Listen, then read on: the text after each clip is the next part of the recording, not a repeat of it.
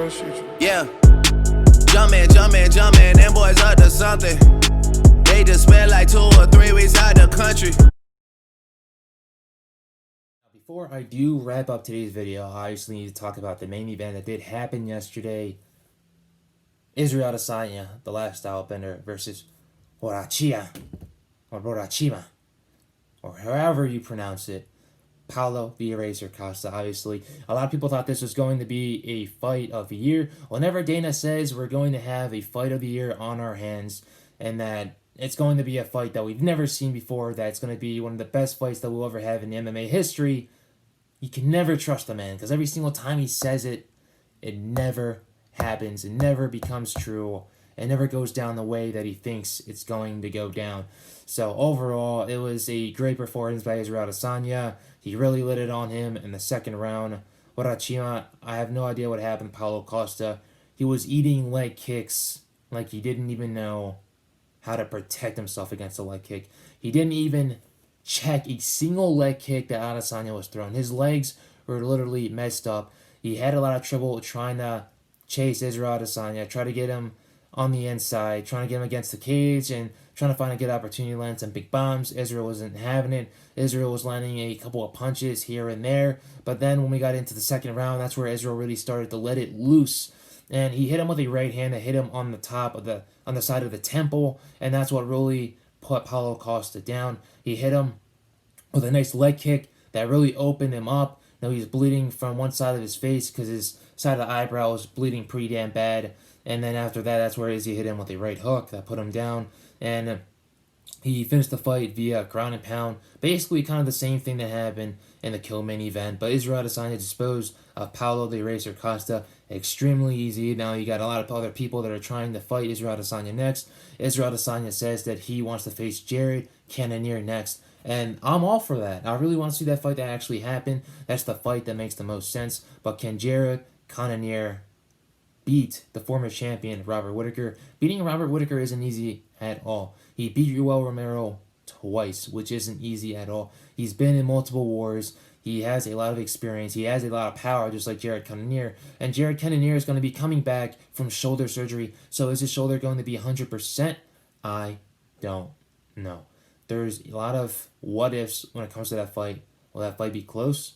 It might be. No, that fight is going to be a co-main event, and it's also going to be a 3-round fight. So basically, these men are going to have to stay busy the majority of time that they want to get the win. Someone's going to try to finish the other. Will that fight go the full 3 rounds? I actually believe so. I don't think anyone's going to be finished in that fight. I know both these guys have heavy hands. They like to finish fights, but I think it's going to be a chess match. But I also think both men are going to be active. Jared Cannonier is definitely going to try to go for the takedown against Robert Whittaker. Robert Whittaker is going to try head hunting and basically throwing some good head kicks as well to see if he actually lands on the mark. I know he threw a good amount of leg kicks against Darren Till, but Darren Till was able to, do the matrix and dodge the majority of them. But it's definitely going to be an interesting fight. And the winner of that fight is going to be facing Israel Adesanya next.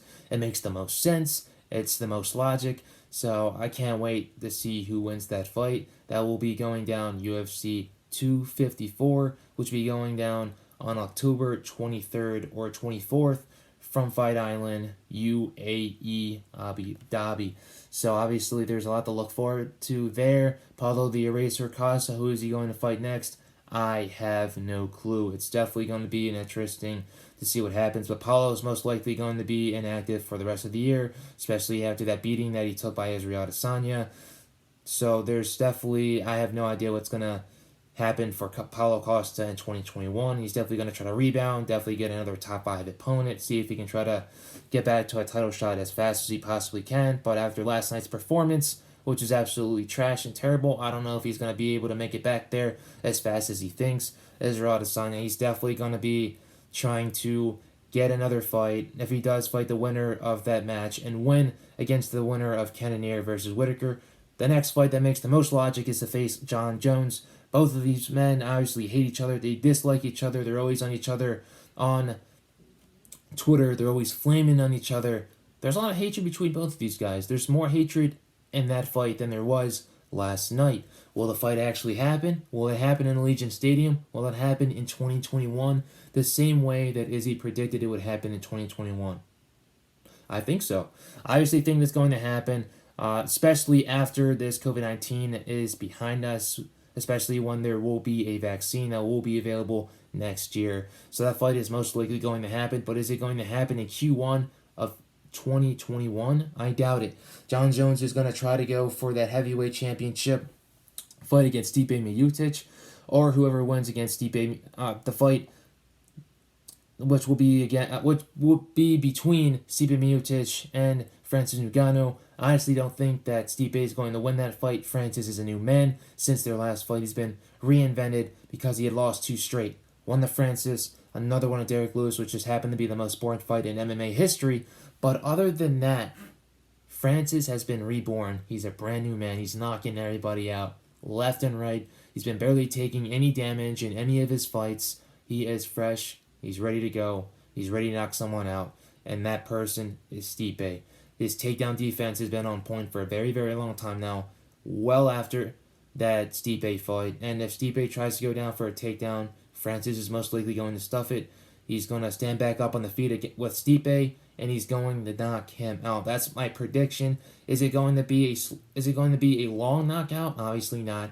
I don't think that fight goes past the second round. There it is. I said it. That fight is not going to go past the second round. Francis is a monster. Now a lot of us basically knew that a long time ago, but no. He is a monster 2.0, new and improved. He's training here in Las Vegas. He's living in Las Vegas. He's living in the PI. He's getting the best training in the world. He's getting the best support in the world, in the best facility in the world, in the world of mixed martial arts. So Francis, he will be ready to go. He will knock out Stipe Miocic pretty damn fast, and he will call out Jon Jones, and that will be his first defense for his heavyweight championship of the world. Well, for you guys that are saying, what about Stipe? Doesn't he deserve a rematch, especially for defending his title and fighting for the title so many times? Well, not really.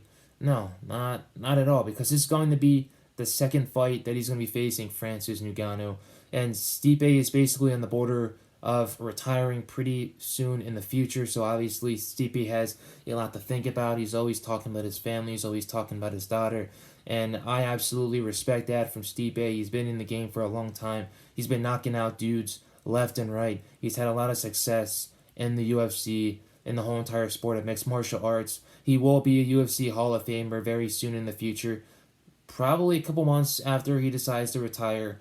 But Stipe doesn't really have much to prove because he's already beaten Francis Ngannou, and he beat him pretty well. He took him down plenty of times, ground and pound, and it wasn't even a close fight. He was eating some shots by Francis, but he was able to take him, come back, and dominate that fight. So Stipe really doesn't have anything to prove. If he really wants to fight Jon Jones, I guess that's the only fight that he has left to prove in his whole entire career, because he's already beaten Daniel Cormier twice. He's beaten the best of the best in the heavyweight division twice. So Izzy Adesanya versus Jon Jones, will that happen before Jon Jones versus Stipe? Or Jon Jones versus Ngannou? I have no idea. It's a very interesting situation, but I'd love to see that Jon Jones versus Izzy fight before Jon Jones decides to officially retire from the sport of mixed martial arts. But there you have it, guys. That's basically everything I had to say about Paulo Costa versus Israel Adesanya. It was a very fast fight. Israel got the knockout as expected.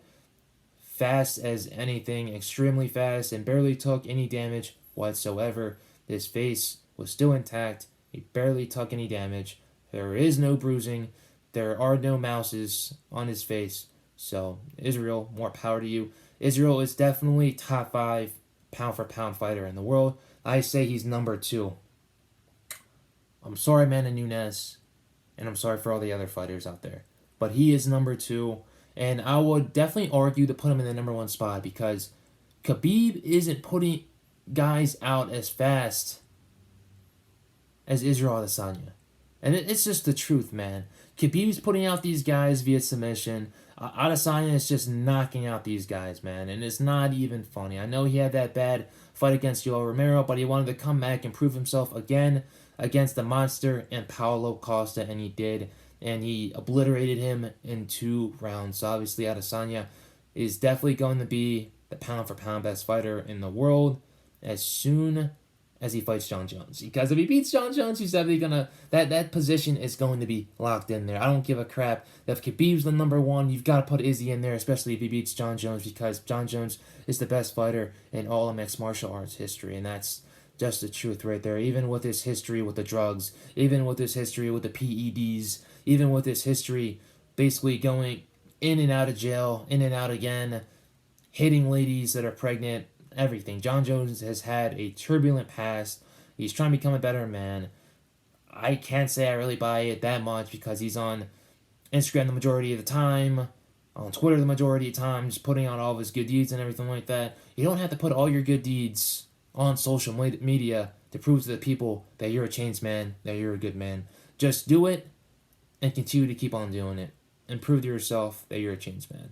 But other than that, guys, that's all I have to say about this video. Appreciate you guys for watching.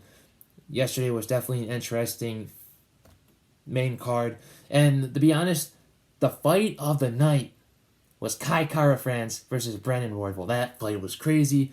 Definitely the best first round of the year for me so far. But other than that, guys, appreciate you guys for watching this video. Stay blessed, stay safe, and I'll see you guys soon.